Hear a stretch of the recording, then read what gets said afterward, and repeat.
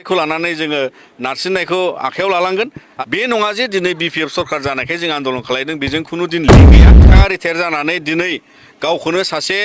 बबे जायगानिफ्राय खिलिखो गोसोआव बिथांनियाव जों मिथिया मानोना बिथाङा फरायसा आफादा इउपिपिएल जे सरकाराव फैयैनि एबा फैयै लोगो लोगो बिपिएफआ सरकाराव फैनाय लोगो लोगो मानि थाखाय एफाबां लोखि हांखुर सोरबा जे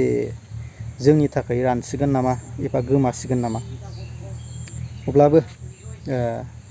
जे खोरोमदाव औवारी बे सारा बर' फरायसा आबसुनि मा बुंदों आरो माखासेखिनि मानसिफोरखौ ससियेल एक्टिभिटिसजों आरो जे हारियाव बेहा मोनसेबो मोनसेबो मावनाय गैया एबा मोनसेबो मुभमेन्ट खालामनायाव गैया बेखौ बुंदों अमर सिंह ब्रह्म जे सारखौ बुंदों आरोखि बे खोरोमदाव औवारी आबसुनि जे दैदेनगिरि दा अब्ला रायजोफोर दा बेनि सायाव सोरबा गोबां बाथ्राजों बुङोबा गाज्रि मोनगोन ना बिदिखौ नायनानै लाग्रो बिनि उनाव खोरोमदाव औवारी सारा सोरखौ मबे सिंजों टारगेट खालामदों नोंथांहा मोनथिनो मोनगोन। मोनब्रै एनडिएफबि आफाद आरो लोगोसे इउबिपिअ जोंनि जाना थांनाय जि बिटिआर गोरोबथा 2020नि जे 27 जानुवारियाव जालांबाय आरो बेवहाय दिनैनि दिनाव जाय हाग्रामा महिलारि बिथांमोना सरकाराव दैदेनदों आरो बिथांमोनजोंनो एकर्ड खालामनानै फैनाय बारग' जोंहा एनडिएफबि बिथांमोनहाबो राजखान्थियाव बाहागो लानायजों दिनै थांनाय बोसोरबायावबो प्रमद बर' बिथांनि सरकारा जालांबाय आरो दा गोदानै जिहेतु बिथांमोना राजखान्थियारि आफाद हिसाबै गोदान सरकार सालायबाय आरो बेजों बिथांमोना दिनै जिबादि बिटिआर गोरोबथाखौ लानानै मावफुङैखौ लानानै बिथांमोना दिनै राजखान्थियारि बुब्लियाव एरायनो नाजानायनि मोनसे थासारिखौ जों नुदों नाथाय बेवहाय जों नुयो जे बर'नि बे थामथि गोरोबथायाव दिनै बिटिआरखौ लानानै आरो बर'लेण्ड हालामनि थाखाय आरो बर' माहारिनि थाखाय बेवहाय बयबो नोजोर लाखिनांगौ आरो दिनै हाग्रामा महिलारि बिथाङा गाव जेखि बुङा मानो बिथाङा सिफ थानाय समावनो बे गोरोबथाया जादोंमोन आरो बिथाङा बे गोरोबथानि सासे उइटनेस आरो बेजों दिनै राजखान्थियारि खैसाराव बिथाङा गुबुन मुलाम्फाखौ साननानै बे गोरोबथाखौ एरायनो सानोबा जोंनि बर' माहारिनि थाखाय बे गिदिरथार मोनसे अलखदनि थासारि फैगोन आरो बेखायनो जोङो मिजिंथियो जे दिनैनि समाव राजखान्थि खालामनायनि मुङै जाहाथे राजखान्थि बुब्लियाव बे बिटिआर गोरोबथाखौ नासयनो नाङा मानोना बिथांमोनहाबो दिनै बेवहाय जुदि मोनसे गोदान थासारियाव राजखान्थि परिबेस मोनदों होनोब्ला दिनै जों बिटिआर गोरोबथानि बोसोरबा मोनसे सरकार थांबाय प्रमद बर' बिथांनि दैदेननायाव आरो दा गोदानै जि मोनसे परिबेसाव बिथांमोना सरकार सालायदों बेबायदि मोनसे बुब्लियाव जाफुंसारनांगौनि थाखाय दुलाराय बर' फरायसा आफादा जोङो भारत सरकारखौ नारसिनलांगोन आसाम सरकारखौ नारसिनलांगोन आरो बेबायदिनो जोंनि एकर्डखौ 100% मावफुंहोनांगौनि थाखाय जोंनि गुबुन सम आरो थासारिखौ लानानै जोङो नारसिननायखौ आखायाव लालांगोन आरो बेजों दिनै जों मिजिंथियो राजखान्थियाव थानाय गासिबो बर'नि दैदेनगिरि बिथांमोना बेवहाय गेबेङै नोजोर बोनांगोन।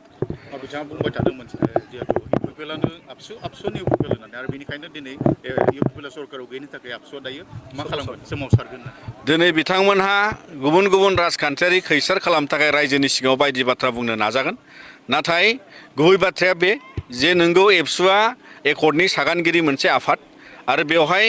गुबै दायथ' गुबै बिबान हिसाबै दिनै इमप्लिमेन्ट खालामनांगौनि थाखाय भारत सरकारजों सावरायनाय समनिफ्रायनो जोङो बिथांमोनखौ समायसीमा होनानै आन्दलन खालामगोन सोमावसारगोन बेफोर बाथ्राखौ जों जुलाइ दाननिफ्रायनो फोसावबोखानाय आरो बियो बे नङा जे दिनै बिपिएफ सरकार जानायखाय जों आन्दलन खालायदों बेजों खुनु दिन लिंक गैया बेवहाय बड'लेण्ड सरकारा जि दानांगौ सोर दागोन दाया जाबाय थागोन नाथाय बेखौ मावफुंनायाव भारत सरकारा गुबै आखाइ दं मानोना संबिधान संशोधन जानांगौनि थाखाय पार्लामेन्टआव 125 एमेन्डमेन्ट जानांगौनि दाबियावसो जोङो बे आन्दलनखौ खालामदों आरो बेयो बिपिएफ बिरुदिबो नङा आरो बे बड'लेण्ड बिरुदिबो नङा आरो बेवहाय दिनै जोङो बर' माहारिनि इयुनखौ नोजोर बोनानै गावनि दिथाखौ दिदोम खालामनो थाखाय बे जोंनि मोनसे नोजोरनि आरो बिटिआर एकर्डखौ मावफुंनायनि थाखायसो सोमावसारनाय। बेराफारसे जिथु थागिबि हारिफोर दङ आसामनि दा बिथांमोना मोनद' हारिनि जिथु हिस्ट्रि होनाय बेखौ लानानै सोमावसारनो थांगासिनो दङ बेयाव आबसुनिफ्राय माबायदि बिफाव लागोन?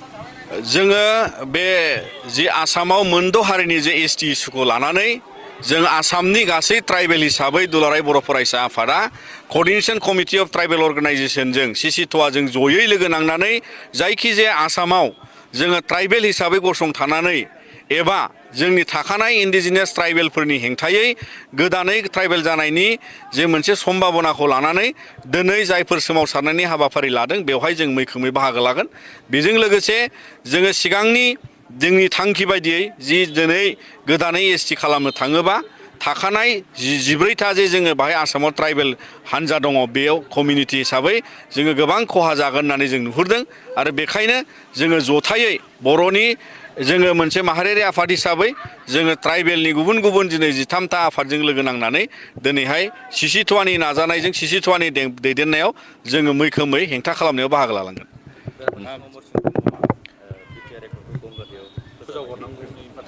ससियेल मिडियायाव गोबां बाथ्रा आबसुनि सायाव अमर सिं ब्रह्म होननाय सासे बिथाङा गुदियाव बिथाङा फोरोंगिरिमोन। बिनि उनाव बिथाङा बिअ जादों। बिनि उनाव बिथाङा राजखान्थि हान्जा बिपिएफनि सासे सोद्रोमामोन आरो बिनि उनाव बिथाङा रिटायार जानानै दिनै गावखौनो सासे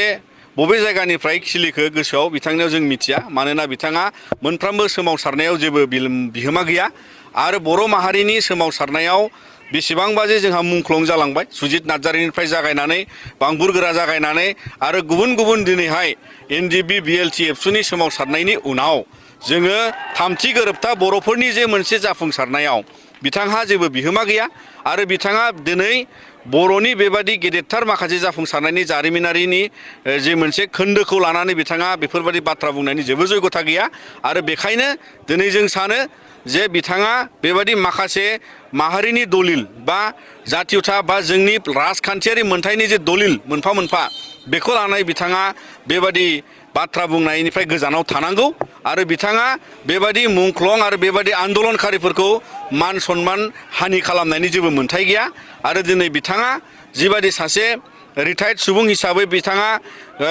बिथाङा एसे मेन्टेलि माने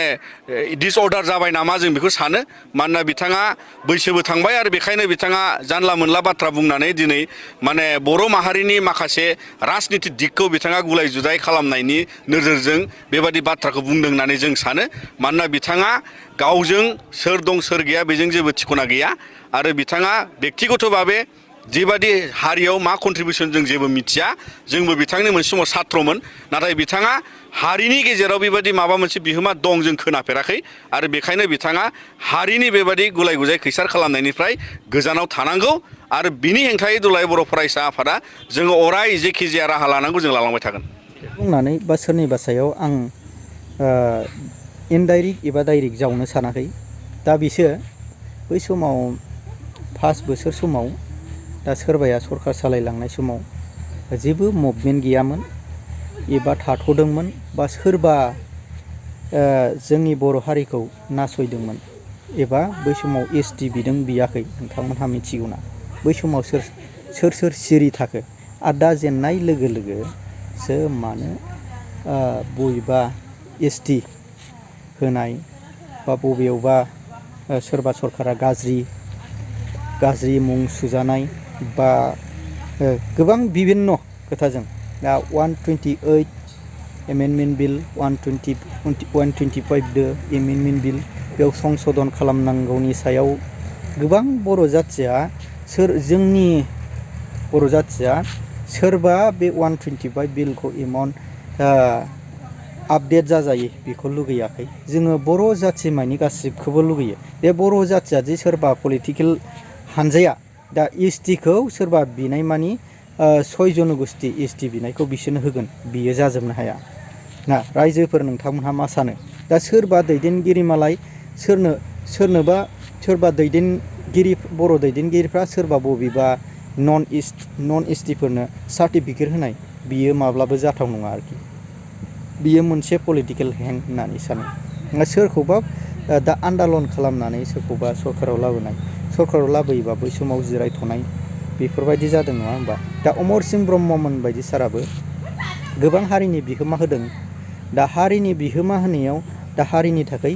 खामानि मावदों आरोखि दा नंगौ बाथ्राखौ जुदि बुङोब्ला गाज्रि मोनजायो नंगौ बाथ्राखौ आसि थुनानै जुदि रायजोफोरनो खिथायोब्ला जे बियो सासे मोनसे हारिनि अनागारि गाज्रि होननानै बुंजायो। दा जिखुनु हक रायजोफ्रासो बेखौ बिजिरसिगोन, रायजोफ्रा बेखौ कमेन्टनि गेजेरजों नोंथांमोनहा फोरमाय